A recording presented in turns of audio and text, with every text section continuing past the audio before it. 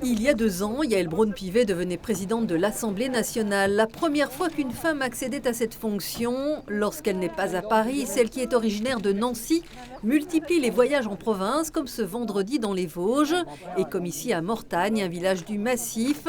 Pour elle, ces visites sont essentielles à la démocratie. C'est nouveau, le président de l'Assemblée nationale ne le faisait pas. Et figurez-vous que lorsque je discute avec les préfets, bien souvent, de mémoire de préfecture, c'est la première fois qu'un président de l'Assemblée nationale vient dans un département, dans une ville. C'est important parce que vous savez, nos concitoyens perdent la confiance dans les politiques, ils s'éloignent des urnes, ils ne viennent plus voter. Et lorsqu'on regarde les attentes qu'ils ont vis-à-vis de leurs élus, la première attente, c'est une attente de proximité. C'est ce qu'incarnent toujours très bien nos maires, nos conseillers municipaux.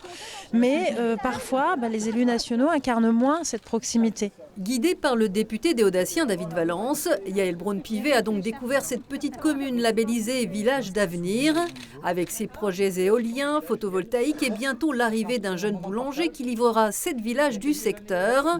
Un dynamisme rural que le maire souhaitait partager avec celle qui est le 4e personnage de l'État. Le dynamisme de nos communes, du monde rural, les idées, il y a des idées dans le monde rural, il y a de l'envie.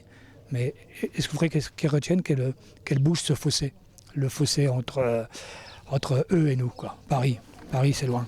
Yaël Braun-Pivet est ensuite passée par la ville-préfecture pour se recueillir devant la stèle de l'un de ses célèbres prédécesseurs, l'ancien député maire d'Épinal Philippe Séguin, avant de se rendre avec le député spinalien Stéphane Viry à la Boussole, une plateforme d'insertion par le sport et la culture pour des décrocheurs scolaires. Alors qu'est-ce que ça vous a apporté justement de la confiance en moi.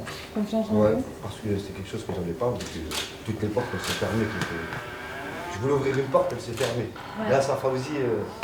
On a réussi à casser les portes, on va dire. Vous avez ouvert les portes. Yaël Braun-Pivet est apparue accessible et à l'écoute. Cette macroniste cultive une liberté de ton et contre l'avis jusque-là de son parti Renaissance. Elle venait d'ailleurs d'annoncer ce matin à nos confrères de la radio être favorable à la taxation des superprofits des entreprises pour réduire le déficit de l'État. Ce déplacement vosgien, le 40e pour la présidente de l'Assemblée nationale, se déroulait également dans un contexte électoral avant les européennes, dans un département rural où le Rassemblement national est souvent en tête des scrutins. Alors question, elle qui du haut du perchoir mesure mieux que quiconque la progression des extrêmes en France, était-elle en campagne et à la campagne? Les élections européennes sont les élections les moins mobilisatrices, alors que ce sont des enjeux fondamentaux. Donc il faut que les Français aillent aux urnes à toutes les élections pour exprimer leur volonté. Après, ce qui m'inquiète également, c'est la montée des extrêmes que nous côtoyons et que nous voyons à l'Assemblée nationale avec David Valence tous les jours. Des extrêmes qui sont sur l'extrême gauche, l'extrême droite. Ils ont été élus par les Français. Donc il faut respecter le choix des Français, mais il faut les combattre politiquement, sans relâche. Revenant à ces thématiques prioritaires dont les femmes font partie, Yaël Braun-Pivet devait clore sa visite dans les Vosges en participant à l'UDAF à un atelier sur la prostitution des mineurs.